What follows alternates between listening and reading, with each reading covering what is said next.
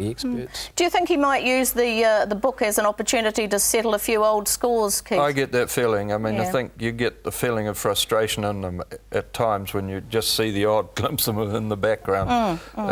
Because he's certainly shown that he wasn't going to go without a fight. Exactly. Yeah. That's the sort of man he is, I think. So farmers will be interested to see what happens there. Yeah. Okay. Well, moving on, another book by Reserve Bank Governor Alan Bollard. Liam, it appears to show that the man's human.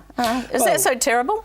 Of course not. I haven't read the book, but and I haven't had much to do with Alan Bollard. I mean, they're generally the sort of the faceless names behind all the action that we see. But I've had a bit to do with, for example, Don Brash over the last few years since he's been Reserve Bank Governor, and you know, it turns out these guys do have a bit of a personality. They do, you know, and they are human. And shouldn't we celebrate that, Keith? Well, I'm glad they're human. They might understand some of us.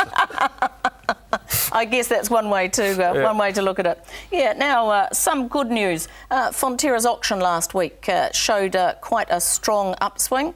What does this indicate, Liam?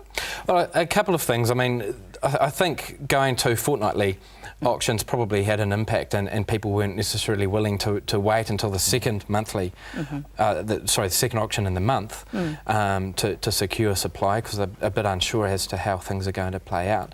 So I think that was a factor that led to the spike, and also commodity prices are heading back up a little, partially based on Russia's grain strategy, stopping the exports, which is pushing up prices for grain in Europe and therefore the price of product there. So, you know, there's probably 2 or 3 major factors that have influenced it, but I don't think it's truly indicative of any upwards push at the moment. What do you think, Keith? Well, I definitely think the grain one is an issue, and I see Ukraine has already been discussing whether they would reduce sales as well, and it's quite a big grain producer. I mean, the facts are that grain people can get this stuff into the ground very quickly, and a lot of it is already there and going to be harvested. I think America's looking quite good in its production.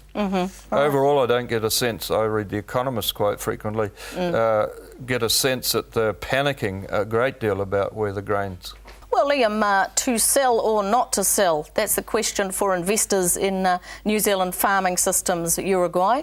They're down to one contender only with Olam. What's the sentiment there? What are you picking up? Look, I think Olam will be successful in its push. I'm not sure they'll snare all the shares. I've always thought that long term, the company Farming Systems Uruguay would pay off. It looks pretty solid. It's still got a lot of work to do, still a lot of money to be spent. But the managers, the chairman, I mean, they're all very believable in their goals and how they're progressing. And everything is pretty much on the table. I don't think they're hiding anything. So, you know, in time, in the next 2 or 3 years, I think we'll see a turnaround. Yeah.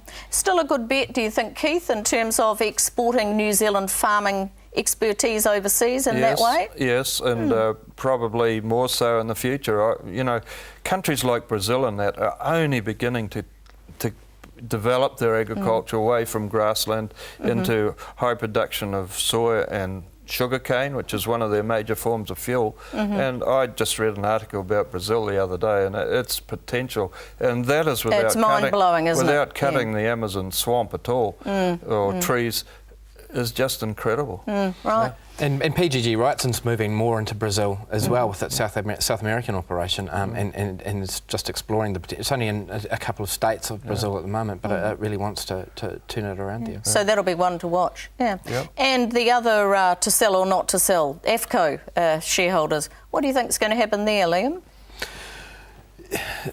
Tallies have a compelling argument, I guess. I mean, the share price has been languishing for quite a while.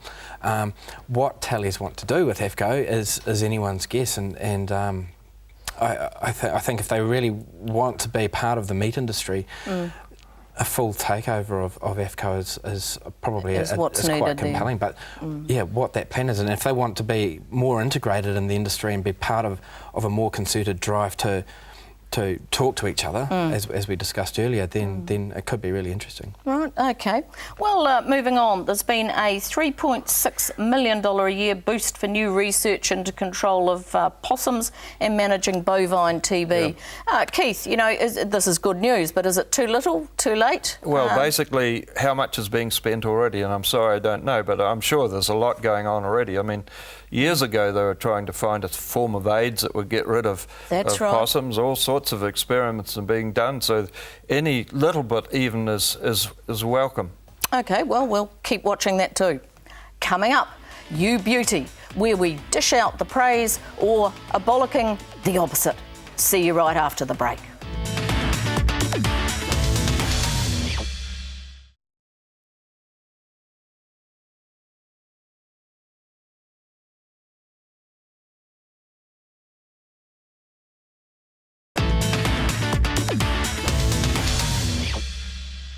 Welcome back. Now it's on to You Beauty, praise or a bollocking, the opposite. What do you have this week, Liam? Well, just heading over the ditch this week. One of the independents that decided to go with Labour in Gillard brought up the issue of rural broadband as being one of his key decision-making thoughts and why he chose to go with Labour and therefore ultimately form the government. It was an interesting subject to bring up at such a key moment in Australian politics, so it was good to see it on the front. Right. What do you think, Keith? Broadband is a big issue here, of course, isn't it? Yes, it is, but I think in Australia the issue is whether the government will last long. I mean, these guys are from the right of the spectrum, national people, and will their people be happy to support a Labour government? That's my question. And then you've got the one Green MP, and you know how indecisive Greens can sometimes be about what goes on. Yeah. And Liam, I believe you have a bollocking as well. Yeah, just on the periphery of farming. In the House this week, Peter Dunn, an MP, was talking about the media's coverage of this, and he called us media vultures because he just didn't like how we were handling it, and it was just a complete muppet comment to make. I mean, really important things were being discussed that day in the House, lots of tales of woe, and he decides to pick up this mantle, and good luck to him. Yeah, what do you think, Keith? I mean, from what I've seen, the media have been pretty responsive to earthquake victims in terms of... I think they've been very good. Yeah. And they've highlighted the problems, and I think the great thing is that we've had a great civil defence has done a tremendous job as far as I can see, and people, thank God, nobody's hurt. But you know, people have pitched in. I think longer term is going to be the problem, and the government's going to have to keep looking at what they can do or how they can support people, because it's a big issue for the country, not just for Canterbury. Yeah. Now, Keith, I believe this week, rather than a beauty or a bollocking, you've got a general concern. A concern. No, I've come into contact with two couples of young share milkers. They're at 38, between 38 and 40 years old. And they have decided there's no future being share milkers, getting onto and getting a farm, having worked all those years, 20 years perhaps, towards that aim. They're well trained and they've moved out of the industry. And I have a feeling that might happen more and more as the size of the units, the cost of the units, and the fact that companies are buying or potentially buying these larger units and farms means that the hope of these younger share milkers will no longer be able to be met.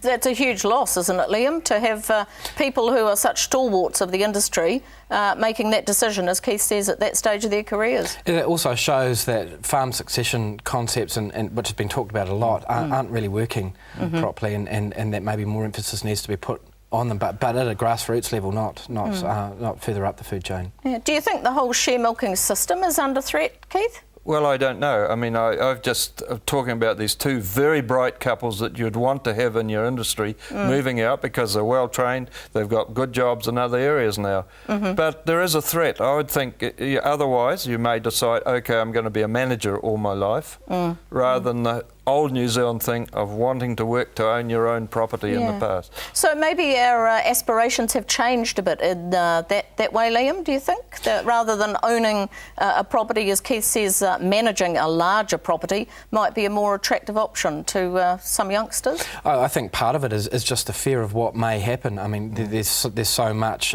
unknown with how finance companies and banks are going to behave in the future, and the level of debt is just immense compared with, say, even 20 or 30 years ago. Right. And that's...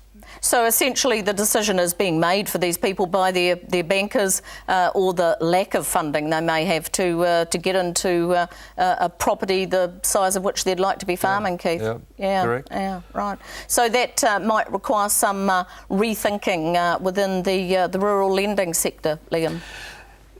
That's not going to happen though, because they've just got different concepts of how they manage their overall portfolios and really what they want to spend in that sector. So it's probably going to be quite some time before we see a change there. Right. Well, we'll watch and see what does happen. Yeah.